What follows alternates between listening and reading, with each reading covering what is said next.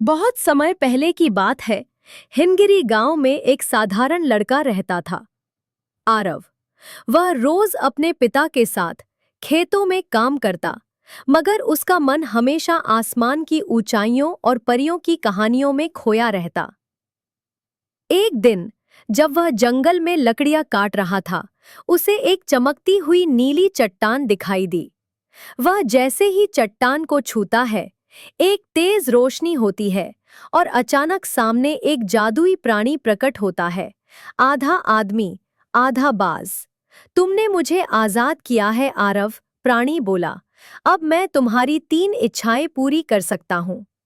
आरव चौंक गया, लेकिन फिर उसने साहस कर कहा, मुझे एक ऐसा साम्राज्य चाहिए जहां कोई दुखी ना हो और मैं वहां का राजा बनूं।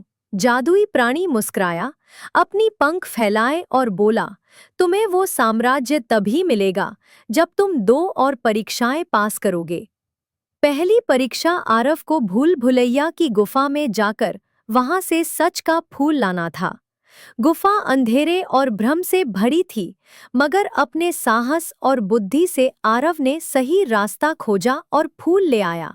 दूसरी परीक्षा उसे एक लालची राक्षस से दया का मोती लेना था, लेकिन लड़ाई के बजाय आरव ने राक्षस को अपने भोजन का आधा हिस्सा दे दिया।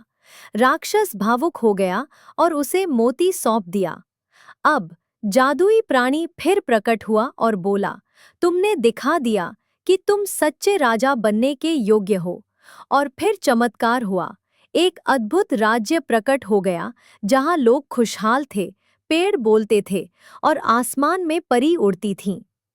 आरव वहां का राजा बना, लेकिन उसने कभी अपनी सादगी नहीं छोड़ी।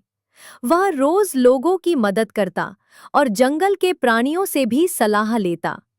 सीख मॉरल: सच्चा राजा वह नहीं जो ताज पहनता है, बल्कि वह होता है जो दूसरों की भलाई के लिए खुद को समर्पित करता है।